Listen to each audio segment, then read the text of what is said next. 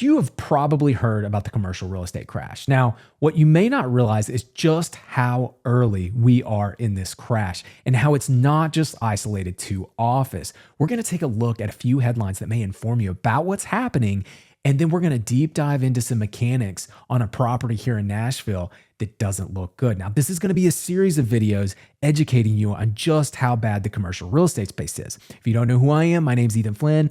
I'm a CPA. I'm a licensed real estate agent. I love real estate and data, and that's why I'm doing this. I am deep diving into this stuff, and then I'm just going to share with you as I learn it, what I'm learning. So without further ado, let's get into the data. The first thing I want you to see is that our banks are in the process of grappling with the worst write-offs they've had in 3 years. Now, there's really two reasons why.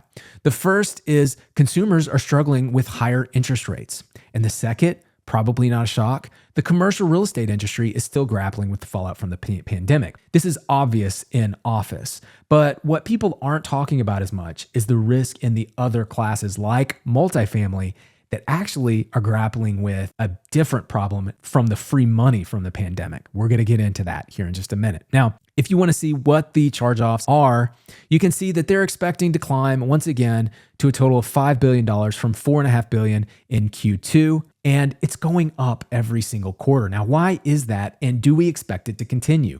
The answer is yes, we do expect it to continue. And the reason why is because we're in such early stages of the commercial real estate collapse. Now, how do I know? Well, don't take my word for it. Let's take a look at this article from Bloomberg. They say severe crash is coming for U.S. office properties, survey says. Now, this survey, they surveyed 919 respondents. And what they found was that at least 2/3 of them thought there is going to be a severe crash in the U.S. office market. Now, not only is the crash coming, but they believed that it won't even bottom till at earliest the second half of 2024 or 2025. Almost 75%, almost 3/4 believe that it will take at least to the second half of 2024. I posted on Twitter, I said, it's apparent to me that the CRA, that commercial real estate will crash in Nashville. And I said, my best guess is 30% for multifamily and 50% for office. And someone responded, they said, well, I'm amazed that office hasn't crashed yet, but what makes you think that multifamily will crash? I think this is a very good question. Why would I think that multifamily will crash? After all, Nashville is a hot market, lots of people moving here. It is as good as it gets. Why would it crash? Well, let's take a look at a few charts. The first thing I want you to see is Nashville. Here, we're going to zoom in on a property, but I'm going to hone in on the downtown market of Nashville. And what you'll see is CoStar is reporting that the asking rent for downtown multifamily has been dropping since May, and it's almost in a free fall, guys. It's almost in a free fall. Now, this gives me vertigo. This is a wild drop. And what makes this even more wild is this is the asking rent. If we look at the asking rent for downtown, it's down 4.3% year over year. The problem is the effective rent is down 6.7%. Now, the asking rent is what they're listing and advertising. The effective rent includes things like concessions. So we're down almost 7% year over year. Now, let's go back to that chart because I want to show you one other thing here with this chart in downtown Nashville. And that's the 3-year view. And you can see in this 3-year view that we have been in free fall and that you have to go back, guys, at $265 a foot. You have to go back to June before we see $265 a foot. In fact, what we are seeing is that this massive inflationary move up in rent in downtown is now getting eaten away, and it is in free fall. Now, rents troughed in the early part of December in 2022. If we continue to drop through December this year, you can bet that almost all of the rent increase that happened in 2021 is gone. Okay, keep that in mind. Anybody that bought a multifamily in 2021 was modeling rent growth, and we will have negative rent growth. This is going to be a massive headwind to income for multifamilies. At the same time, here you can see this is from Insurance Business, an article that said real estate insurances are up 33% year over year, according to Marcus and Millichap.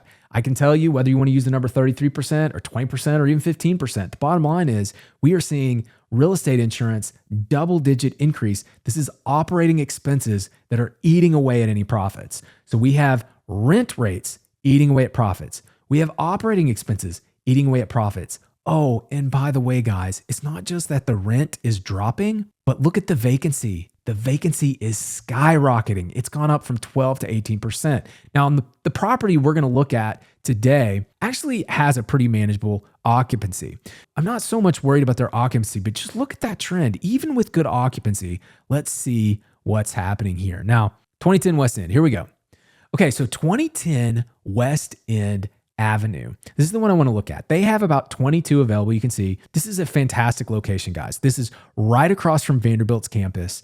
It's very close to downtown. You can get to anywhere, high walkability. You can take a Lime scooter anywhere you wanted. This is an ideal property. Now, when we look at what it sold for in 2021, it sold in December for $158 million, $440,000 per unit. And there was a loan on it for $121 million. The reason that's important, we're going to come back to that. But let's just take a look at the unit mix. Now, I have spent a lot of time looking at this, and I think CoStar's data is pretty accurate here.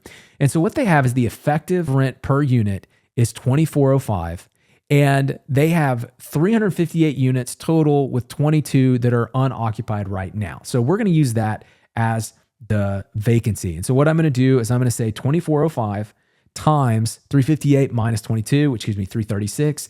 It gives me $808,000 a month. Okay, we're going to multiply that by 12 and we get $9.7 million. This is what the run rate in revenue is. Of course, with the risk to the upside because rents are free falling, but we're not even going to model that. We're just assuming $9.7 million in rent revenue this year. Now, let's take a look at the taxes here. By the way, guys, if you do find this video helpful or informative, please click like as it does help the algorithm. I certainly do appreciate it. Okay, so property taxes, according to this property, I looked it up. This is CRS data. CRS is a fantastic source for data here. But we can see that it appears that 2022 property taxes was $2.1 million. Okay, $2.1 million. So we're going to take that $9.7 million. We're going to subtract 2,116,570. That gives us, now we're at $7.6 million. Now, I don't know how to model insurance on a property like this. Let's just assume it's $5,000 per million on insurance. This is a ballpark, but let's just assume it's $5,000 per million. It's sold for $170 million, so it's $850,000. So we're at $9.7 million, right? We subtract $2.1 million for taxes, and then we subtract $850,000 for insurance. That gets me $6,750,000. In fact, you know what? Let's throw a management fee in there because I think that would make sense. And let's do a super low management fee. Let's do 5%. So we'll do 5%. That's about $500,000. Now we're at $6.3 million. Okay, now here's where it gets bad. We got to look at their loan, guys. Their loan is $121 million on this property they got in December 2021. So let's just assume they're paying like 3-4%. Okay. The fact is that if they have to refinance or this is a variable rate, they're going to be paying much higher than that. So let's assume we have what would be cash flows of 6.3, which is very conservative. They probably have less than that, but let's just assume it's 6.3 million. Okay. At $121 million at a 4.25% loan, which I think is probably reasonable at this time, that's $5.1 million. That would leave them a little over, had they have a little over $1 million for cash flow. The problem is, guys, if they have to refinance or they have an ARM, all of this is going to be eaten away because 100 basis points on a $121 million loan is $1.2 million.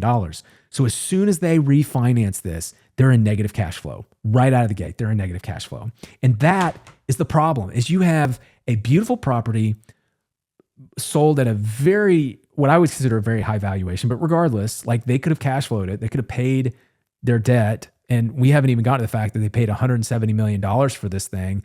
Excuse me. They paid $160 million for this. They borrowed $120.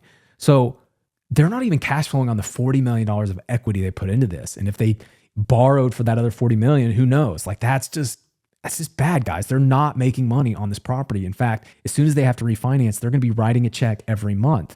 Okay. The problem is how are they going to refinance without taking a lower valuation? So their equity is going to be gone. it's going to be eaten away on this property. They're going to be able to get a loan for something much less at a higher interest rate. They're still not going to make money. And this is the problem we are seeing in the multifamily space. Now, I can highlight many, many more of these, and I will. But my point is, this is happening all over downtown. All of these multifamilies are going to have to be repriced. They're going to have to be repriced. And everybody is holding out, hoping that they won't have to sell.